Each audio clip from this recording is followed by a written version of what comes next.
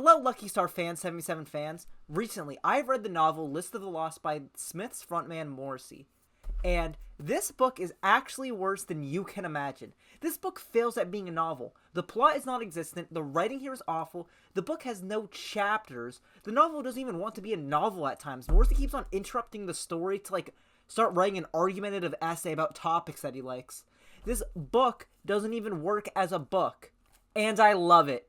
This is the room of literature. This is the philosophy of the world of literature. This book is so bad, it becomes good. The horrible writing is hilarious at times. The plot is so ridiculous and makes so little sense that it becomes incredibly endearing to see what nonsense Morrissey writes about. And the random essays Morrissey puts in the book are just so bad that they become amazing to look and pick at. In short, this book is horrible. It's probably the worst book I've ever read in my whole life, and I love it for that. Thank you, Morrissey, for making this, cataclysmically terrible book. To begin, the plot, or lack thereof. The book takes place in 1975, following the life of 4 high school runners.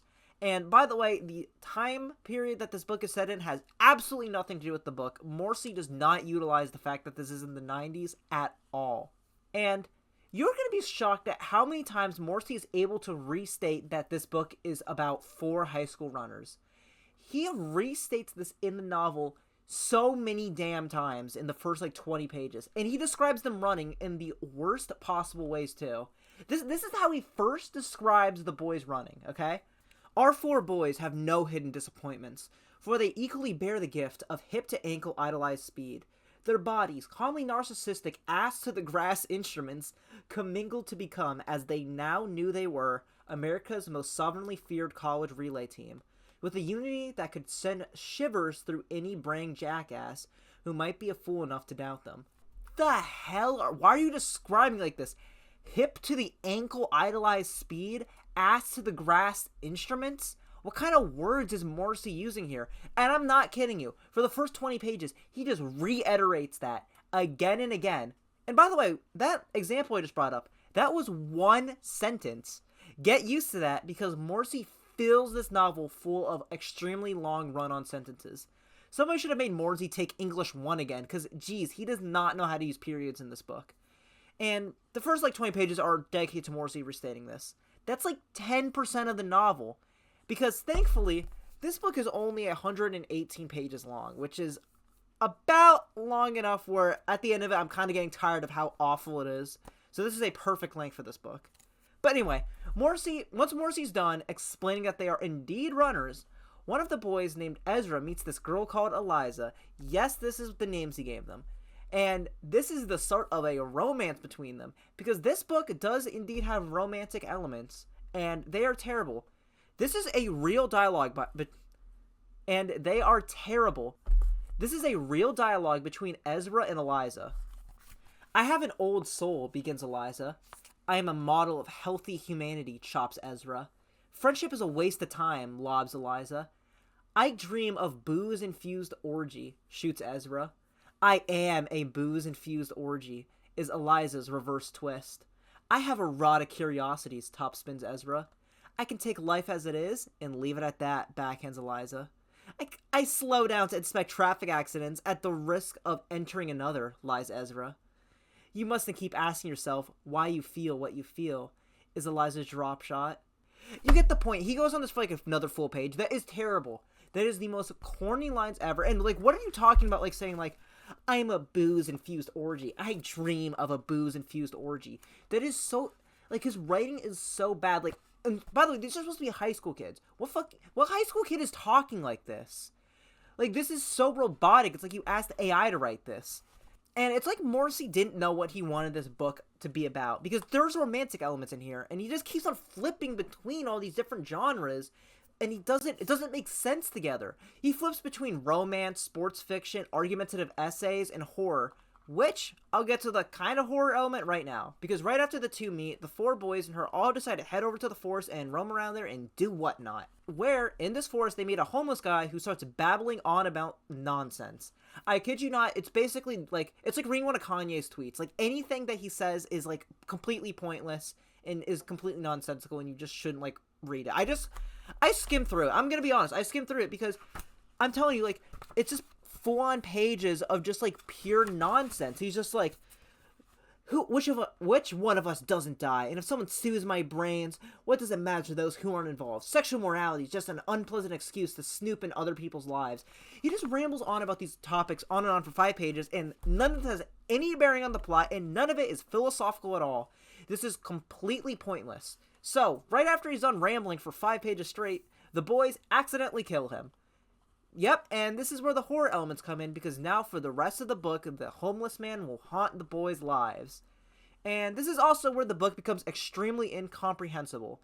It is genuinely so difficult from this point on to understand what the hell is even going on in this book. I literally could not find a single plot summary of this book online, so I'm just gonna say what I think happened, because, like, frankly, the way he writes it is so indecipherable, what he's writing. It's actually, like, a miracle that this book got published with how he's writing. I don't even know, like, is this the same Morrissey from the Smiths? Because the Smiths have great lyrics. I do like the Smiths, and I love the lyricism of Morrissey's songs. I don't see, like, any of that in this book. And the prose Morrissey uses in this book is just so terrible. Vanilla runners such as Ezra and Nails have never known chemical adventures. Their Hispanic backgrounds somehow unimpressed with letting the air out of optimism. What? And not only is the prose bad, Morrissey will randomly interject himself into the middle of the story to write an argumentative essay about a random topic. For example, there's a part where the boys are talking about drinking, and then Morrissey goes on a 6-page rant about the Dick Cavett show in Winston Churchill. This rant has nothing to do with the plot, it's just Morrissey doing it because he's Morrissey and wants to tell you his opinions on Churchill. And not only that, sometimes the arguments that Morrissey brings up are just simply bad arguments. For example, in one of them, Morrissey argues that the people who attempted to assassinate Gerald Ford should be freed because Ford himself has already died, so there's no reason to imprison somebody for trying to kill someone who is dead now. I would also like to mention that this argument is so out of place in the context of the plot of the book, because the book is set in 1975, when Gerald Ford was literally president. And Gerald Ford, I think he died in, like, the 2000s. So Morrissey is, like, really just, like, going far off from, like, anything related to the plot when he does these arguments. This is a stupid argument. You tried to kill somebody. You should be in jail as a punishment for trying to kill somebody, not just... Like, you should be freed because the person you tried to kill is now dead. Like, the point of it is not to be, like, an eye for an eye, like, punishment. The point of it is to, first of all, punish the person who tried to kill them, because you tried to take somebody's life. So, obviously, you should be punished for that, no matter if the person who you tried to kill died in the future. And plus, once they die, you should still be in jail, because it sends a message that, hey, if you tried to kill somebody, you will go to jail even if the other person dies naturally. What? Just a stupid argument from Morrissey. Furthermore, another dumb argument that he has is, what an insult to the victims of mass slaughter and war and murder to have it followed up by sports. Morrissey, newscasters are talking about sports after a tragedy because that's just how the news works. It's not, they're not trying to insult them. It's just like it's just the way the form of media works. Like, the news is supposed to be a way of providing information, okay? What do? Do we just ignore events that happen? Do we just ignore that sports exist? Do we just ignore that mass slaughter exists? So it's not an insult to anybody? It's just a dumb argument. He's just saying stuff to sound intellectual. Like, he has so many pointless essays in this book where he just uses really big words and messy grammar and tries to seem like this high intellectual. Like, yeah, I actually think that some people should be freed from jail. And I think the way the news treats people who died is wrong. And many of these arguments are just not interesting or grand either. He generally talks about, like, surface level things most people agree on. I made a point about Gerald Ford's assassins and the sports news arguments because those are the only two in this book that I find somewhat interesting to mention. The rest of them are just so agreeable, there's nothing to comment on. Like, I don't think Margaret Thatcher was that good for Britain. Okay, I mean, I feel like a lot of people agree with that. That's not this high-level thinking that you're giving me. And honestly, the two arguments that he wrote that I think are somewhat interesting, I don't even think they were, like, intentionally interesting. He just, like, threw a bunch of darts at the wall and two of them hit. Like, really, just in short, these essays in the book are just plain awful. And plain awful is really just what describes this book. So I'm going to read some more excerpts here so you can get a real feel for the writing of this book. Whoever put the pain in painting also put the fun in funeral. All quiet, all still, in this decent and pleasant atmosphere of slumber and repose, where lush houses of Betty-Bye shut-eye snooze in sleepland, a smiling sleep of dreamland. And here are some about sex. Well, hopefully it doesn't get any worse than this, because my stomach just couldn't take it. And their fiendishly loving wrestle began once again, rolling across the floor as hot-tempered enthusiasts of lustful joy both adored bodies did their sexual staccato, heaving and barging into place. Nothing forbidden, heartbeats uneven, the mind as naked as the body, weakened by exhortation, only shockingly locked with a halt at the astride legs of Sammy, young brother to Ezra, as he quietly stood with satisfied slyness, watching the debauched display of sensuous pleasure at the sweetness of living seized by the initiative. Yes, that was one sentence, by the way. At this, Eliza and Ezra rolled together into one giggling snowball of full-figured copulation, screaming and shouting as they playfully bit and pulled at each other in a dangerous and clamorous roller coaster, coil of sexually violent rotation with Eliza's breasts barreled rolled across Ezra's howling mouth in the pained frenzy of his bulbous salutation, extenuating his excitement as it whacked and smacked its way into every muscle of Eliza's body, except for the otherwise central zone. That might actually be the most horrific sentence I have ever read. That is so terrible. Breasts barreled rolled across Ezra's howling mouth. What? His bulbous salutation extenuating. Like, it's just so bad. It's like Morrissey just adds tons of adjectives to describe things. It's like he was writing this with thesource.com on his second monitor, like, at all times. And hey, remember when I was ranting about the plot of this book? I lost focus of it. I lost focus of the plot. Just like how this book does constantly.